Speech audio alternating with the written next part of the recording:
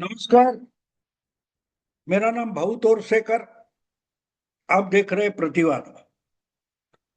दोस्तों, बंगाल के चुनाव के बाद पूरे विपक्ष में जो भगदड़ मची है और जो जो मीडिया वाले जो मोदी मोदी के कट्टर विरोधक है, मोदी जब मुख्यमंत्री हुए और गुजरात का दंगा हुआ, तब से लगातार मोदी को मुख्यमंत्री पद से हटाने वाले या हटाने के लिए कोशिश करने वाले जो जो दिग्गज पत्रकार थे, उनको धूल चटाकर आखिर 12 साल पहले नरेंद्र मोदी देश के प्रधानमंत्री बन गए। लेकिन तब से लेकर आज तक मीडिया का एक बड़ा हिस्सा, बड़ा खेमा मोदी को परास्त करने के लिए अपरंपार कष्ट कर रहा है, लेकिन उसमें उनको सक्सेस नहीं मिल रहा है। ऐसे लोगों से लेकर सारे विपक्ष में एक ही चिंता का विषय है कि क्या विपक्ष आने वाली राजनीति में अपना वजूद टिका पाएगा। क्या होगा विपक्ष का। विपक्ष बार बार चुनाव हार रहे हैं। जब मोदी गुजरात में थे तब उन्होंने एक भी चुनाव नहीं हारा। उनके नेतृत्व में गुजरात बीजेपी ने लगातार 3 चुनाव जीत लिए। 2002, क्योंकि दंगे फसाद होने के बाद इतनी आलोचना हुई थी, इतनी निंदा हुई थी कि नरेंद्र मोदी ने कहा कि ठीक है, अगर इतनी आलोचना हो रही है तो मैं जनता के ही सामने जाता हूं। जनता तय करे कि नरेंद्र मोदी मुख्यमंत्री रहेगा गुजरात का या नहीं। और इसलिए मोदी ने विधानसभा ही बर्खास्त कर दी थी। और जब विधानसभा बर्खास्त होती है तो 6 महीने के अंदर उस विधानसभा का चुनाव करना जरूरी होता है। विधानसभा हो या विधानसभा की एक जगह हो, एक सीट हो, एक चुनाव क्षेत्र हो, वहां भी 6 महीने के अंदर उपचुनाव करना पड़ता है। और अगर विधानसभा ही बर्खास्त हो गई है तो उसका मिड टर्म पोल लेना पड़ता है। तो जब मोदी ने विधानसभा बर्खास्त कर दी तो उस समय के जो चुनाव आयुक्त थे, लिंगडो, जेम्स माइकल लिंगडो, उन्होंने डिक्लेयर कर दिया कि 6 महीने में गुजरात के विधानसभा चुनाव नहीं हो सकते, क्योंकि गुजरात में कानून और व्यवस्था की समस्या है। गुजरात दंगे से ग्रस्त है। तो मोदी जी को सुप्रीम कोर्ट जाना पड़ा। सुप्रीम कोर्ट ने चुनाव आयुक्त लिंगडो का कान पकड़ा था और बोला था चुपचाप चुनाव करो, लॉ एंड ऑर्डर है कि नहीं ये देखने का तुम्हारा अधिकार नहीं है। वो राज्य सरकार का अधिकार है, चुपचाप चुनाव करो। तो चुनाव के वोटर लिस्ट बनाने में देरी हो गई। ऐसा बोलते बोलते बैकफुट पर जाने वाले लिंगडो ने चुनाव किया था। वो 2002 का चुनाव था और बड़ी भारी बहुमत से मोदी फिर से बीजेपी को सत्ता में लाए। 2002, 2007 और 2012 3 चुनाव मोदी जी ने जीत लिए थे और वो सीधे देश के प्रधानमंत्री के रेस में आ गए। और 2014, 2019 और 2024 ये चुनाव जीतकर मोदी लगातार 3 बार देश के प्रधानमंत्री बने। मोदी को हराना मुश्किल है ऐसा लोगों को लगता है। और इसलिए पॉलिटिकल पंडित हो या विपक्ष हो, विचलित है, उनको समझ में नहीं आ रहा है कि मोदी को रोके तो कैसे रोके, मोदी को हराए तो कैसे हराए, कैसे काट निकाले मोदी की। ये चिंता है। और पिछले 4 मई से हम देख रहे हैं, मीडिया में हो या पॉलिटिकल गलियारों में हो, राजनीति के गलियारों में यही चिंता है कि क्या बीजेपी को कोई कभी हरा सकता है। जब तक मोदी है कोई बीजेपी को हरा ही नहीं सकता। ये सब लोगों की चिंता बन गई है। लेकिन अकेला इंसान परेशान नहीं है।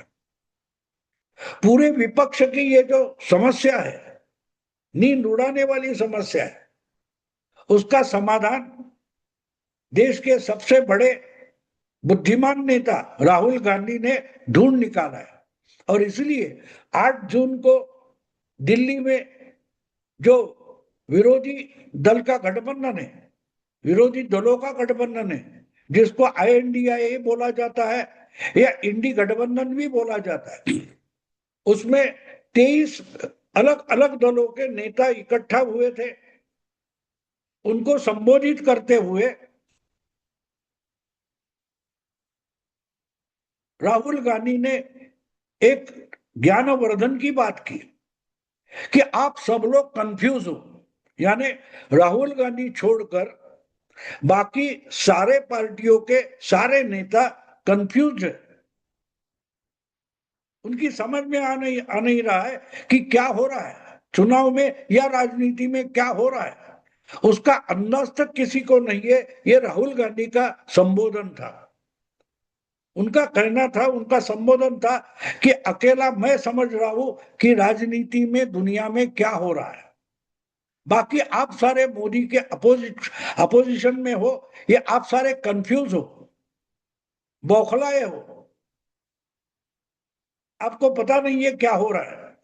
और उन्होंने कहा कि ममता दीदी को लगता है कि उनका 40% वोट चोरी हो गया। राहुल गांधी ने कहा 40 नहीं, आपका तो 100% चोरी हुआ है। उद्धव ठाकरे का भी 100% चोरी हुआ है।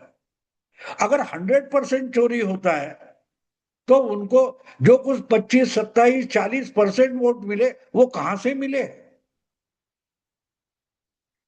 100% या इसका मतलब पूरा का पूरा।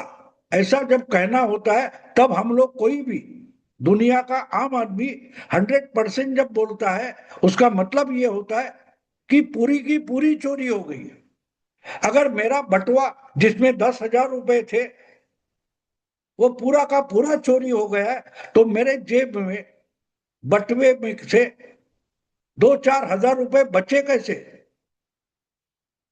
इसका जवाब राहुल गांधी कभी नहीं देंगे, ना देते हैं। वो बस अपना ज्ञान बांटते फिरते हैं, लेकिन किसी ने उस ज्ञान पर सवाल पूछे तो जवाब देना राहुल गांधी को जरूरी नहीं लगता। और इसलिए उन्होंने कहा कि मैंने तय किया है, मेरी कितनी भी आलोचना हो, मेरी कितनी भी निंदा हो, क्रिटिसाइज करो, मैं वो जहर पी लूंगा।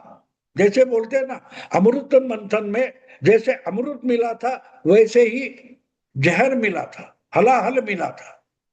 वो हलाहल नाम का जहर भगवान महादेव ने अकेले ने पी लिया था और इसलिए उनका कंठ नीला हो गया, उनको नीलकंठ कहा जाता है। तो राहुल गांधी भारतीय राजनीति के नीलकंठ बन गए। उन्होंने तय किया है, प्रण किया है, निर्धार किया है, वो उनके खिलाफ कितना भी आलोचना का, निंदा का जहर उगला जाए वो पीकर हजम कर लेंगे। बाकी किसी को डरने की जरूरत नहीं। लेकिन सवाल ये है कि राहुल गांधी की बात अलग है। मुझे याद आती है जब 2019 का चुनाव हो गया था, उसके बाद पहली बार ईवीएम मशीन पर संदेह जताया गया। मगर मुझे लगता है कि पहले मायावती बोली थी, फिर केजरीवाल बोले और कांग्रेस ने वो मुद्दा उठा लिया था और आहिस्ते आहिस्ते वो मामला महाराष्ट्र में आया था। महाराष्ट्र में ईवीएम के खिलाफ महाराष्ट्र नवनिर्माण सेना के नेता और संस्थापक राज ठाकरे ने वो मुद्दा उठाया था और वो अपनी कंप्लेंट करने दिल्ली तक गए थे, चुनाव आयोग के दिल्ली के दफ्तर में गए थे और ईवीएम ड्रॉप करो और बैलेट पेपर पर चुनाव लिया जाना चाहिए, ये आग्रह उन्होंने किया था। दिल्ली में उन्होंने सोनिया गांधी से भी आशीर्वाद लिया था। मुझे याद है उस वक्त पूरे के पूरे विपक्ष के नेता इकट्ठा हुए थे, पूरे विपक्ष के नेता इकट्ठा हुए थे 2019 के लोकसभा चुनाव के बाद और विधानसभा का चुनाव होने से पहले। यानी उस वक्त महाविकास आघाड़ी नहीं बनी थी, उद्धव ठाकरे मुख्यमंत्री नहीं थे, देवेंद्र फडणवीस मुख्यमंत्री थे। ऐसे समय में पूरा का पूरा विपक्ष राज ठाकरे के नेतृत्व में इकट्ठा हुआ था और एक पत्रकार परिषद लेकर बैलेट पेपर पर चुनाव लेने की मांग की थी। और उसके बाद ऐसा माना जाता था कि शायद राज ठाकरे विपक्ष की गठबंधन में शामिल हो जाएंगे। कांग्रेस और एनसीपी का जो कांग्रेस का गठबंधन था, उनके साथ राज ठाकरे सीटों का बंटवारा करके चुनाव लड़ेंगे 2019 के विधानसभा का, ऐसा एक माना जाता था। लेकिन जब आखिरी चुनाव का समय नजदीक आते गया तो राज ठाकरे ने एक नैरेटिव पेश किया था या भूमिका ली थी। ये भूमिका ऐसी थी कि जब तक बैलेट पेपर पर चुनाव नहीं होता, चुनाव का बहिष्कार किया जाए।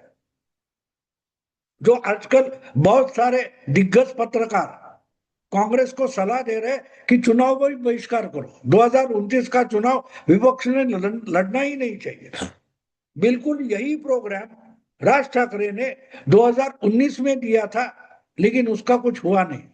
पत्रकारों ने जब शरद पवार को पूछा कि क्या आप अपने गठबंधन में कांग्रेस एनसीपी का जो यूपीए गठबंधन में है उसमें एमएनएस को, महाराष्ट्र नवनिर्माण सेना को साथ लेने वाले हो क्या, उनको कुछ सीटें देने वाले हो क्या? तो शरद पवार ने सीधे सीधे हाथ झटके थे। शरद पवार ने कहा था कि नहीं नहीं, उनका जो प्रोग्राम है, उनकी जो भूमिका है, उस पर हम नहीं जा सकते। जब तक बैलेट पेपर नहीं तब तक चुनाव नहीं, ये राज ठाकरे की भूमिका है। लेकिन जबकि हम रजिस्टर्ड पॉलिटिकल पार्टी है, हम मान्यता प्राप्त पॉलिटिकल पार्टी है, तो हमको चुनाव लड़ना जरूरी है। आक्षेप और कंप्लेंट बहुत सारी हो सकती है, लेकिन चुनाव लड़े ही नहीं तो पार्टी बनाने से और पार्टी रजिस्टर करने से, रिकॉग्नाइज करने से मतलब क्या बनता है? और राज ठाकरे अलग थलग पड़ गए। आखिर वो भी चुनाव लड़े, अकेले की ताकत पर लड़े। लेकिन कहने का मतलब ये कि अगर चुनाव नहीं लड़ोगे तो पार्टी किस लिए? पार्टी रजिस्टर करने की भी क्या जरूरत है? आप एक ऑर्डिनरी सोशल संगठन बनाओ, ऑर्गेनाइजेशन बनाओ, सामाजिक संगठन बनाओ, एनजीओ बनाओ। अगर आपको चुनाव लड़ना है तो ही आपको पार्टी बनानी पड़ती है। और राहुल गांधी आजकल एनजीओ के मूड में है। उनको चुनाव लड़ना जीतना उससे कोई लेना देना है नहीं। इसलिए चुनाव लड़ना और चुनाव से जीतना, चुनाव को जीतना या चुनाव हारना, उससे उनको कुछ फर्क नहीं पड़ता। वो कहते वो भी जहर में पी लूंगा, वो नीलकंठ बने। उनको चुनाव जीतने हारने से कोई मतलब ही नहीं है। और इसलिए उन्होंने 8 जून को जो विपक्ष के सारे दल इकट्ठा हुए थे, उनके नेताओं को समझाया, आप कंफ्यूज हो, आप भ्रमित हो। अगर सारे के सारे संस्थान, इंस्टीट्यूशंस अगर बीजेपी ने हाईजैक किए हैं तो उनके सामने लड़ना जरूरी नहीं है। आप चुनाव जीत ही नहीं सकते जब तक सारी की सारी सत्ता और इंस्टीट्यूशन बीजेपी के जेब में है। और इसलिए उन्होंने डिक्लेयर कर दिया कि आपको चिंता है आने वाले चुनाव की, लेकिन मैं डिक्लेयर करता हूं, राहुल गांधी ने डिक्लेयर कर दिया कि आप चुनाव जीत गए हो। जब कभी चुनाव होगा, 2029 में लोकसभा का चुनाव हो, अगले साल आने वाला यूपी या उत्तराखंड पंजाब का चुनाव हो, वो आप विपक्ष जीत चुके हो। लेकिन आपने जीता हुआ चुनाव बीजेपी और मोदी चुरा कर लेके गए। अब एक बात अजीब होता है कि अगर चुनाव बीजेपी चुरा सकती है तो वो केरल में क्यों नहीं चुराते, तमिलनाडु में क्यों नहीं चुराते, झारखंड में बीजेपी वो चुनाव क्यों नहीं चुरा सकती जो बिहार, बंगाल, महाराष्ट्र में चुरा सकती है, हरियाणा में चुरा सकती है? तो पंजाब में 5 साल पहले बीजेपी ने चुनाव क्यों नहीं चुराया था? आम आदमी पार्टी जीत गई थी लगातार 2 चुनाव। दिल्ली में भी आम आदमी पार्टी जीत गई, तो वो चुनाव बीजेपी ने क्यों नहीं जीता था? ऐसे सवाल राहुल गांधी को कोई पूछ नहीं सकता, क्योंकि आप पूछेंगे तो बोलेंगे देखो ये बीजेपी का सवाल है, ये आ गए बीजेपी वाले। यानी पत्रकार अगर ऐसा सवाल पूछे तो राहुल गांधी उसको बीजेपी का लेबल लगा देते, इसलिए राहुल गांधी को कोई सवाल नहीं पूछे। राहुल गांधी जो मेहरबानी कर कर भंडारा लगा देते हैं, उसमें ज्ञान परोसा जाता है, तो भंडारे में आओ, खाना ज्ञान खाओ और निकल जाओ, सवाल मत पूछो। राहुल गांधी को सवाल नहीं पूछ सकते आप, वो ज्ञान जो परोसेंगे आपके थाली में वो खाओ और निकल जाओ। तो इसलिए चुनाव कैसे जीते, ये जो विपक्ष की समस्या थी, उसका हल राहुल गांधी ने ढूंढ निकाला है कि आपको चुनाव लड़ने की जरूरत नहीं है, क्योंकि आप चुनाव जीत गए। अगर आप चुनाव पहले से ही जीत गए हो तो आपको चुनाव के अखाड़े में उतरने की जरूरत नहीं है। यानी राहुल गांधी साफ साफ बता रहे हैं कि चुनाव में उतरो, लेकिन जीतने की कोई अपेक्षा मन में रखो ही नहीं। हारने के लिए ही चुनाव में जाना है, क्योंकि जब तक मोदी प्रधानमंत्री है, बीजेपी की सत्ता देश में है, विपक्ष जीत नहीं सकता। इसलिए हारने के लिए हमें चुनाव में जाना है, और हार के बाद जो जहर होगा वो पीने के लिए तैयार बैठो। अगर आप नहीं पियोगे तो मैं पीऊंगा। कांग्रेस लगातार हारती रहेगी और राहुल गांधी जहर पीते रहेंगे, नीलकंठ बने रहेंगे। तो विपक्ष की जो बड़ी समस्या है कि चुनाव लड़े और जीते कैसे, उस पर राहुल गांधी ने एक बढ़िया समाधान निकाला है कि चुनाव लड़ो, हारो और नीलकंठ बन जाओ। इसको समाधान बोलते हैं, इसको समाधान बोलते हैं। मुझे हम स्कूल में थे उस वक्त आई हुई बचपन की फिल्म थी मदर इंडिया, महबूब खान की, नरगिस वगैरह उसमें थे। उसका एक गाना याद आता है, दुनिया में हम आए हैं तो जीना ही पड़ेगा, जीवन है अगर जहर तो पीना ही पड़ेगा। इतना बड़ा ज्ञान आज राहुल गांधी हमको हमें परोस रहे, तो पीने की तैयारी हमारी भी होनी चाहिए। एक बार राहुल गांधी ने शायद 2014 के पहले बोला था कि गरीबी होती नहीं, गरीबी इज अ माइंड स्टेट। हम मन से गरीब होते हैं, पैसों से, परिस्थिति से गरीब नहीं होती। गरीबी या अमीरी ये माइंडसेट की बात है, मन की अवस्था है।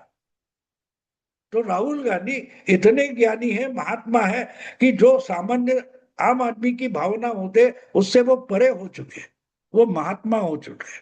मुझे लगता है कि आगे इसके आगे लोगों ने राहुल गांधी को महात्मा राहुल गांधी बोलना चाहिए, क्योंकि इन्होंने विपक्ष के सबसे बड़े समस्या का समाधान ढूंढ निकाला है। दोस्तों, अगर वीडियो पसंद है तो लाइक कीजिए, शेयर कीजिए और प्रतिवाद को सब्सक्राइब कीजिए। नमस्कार।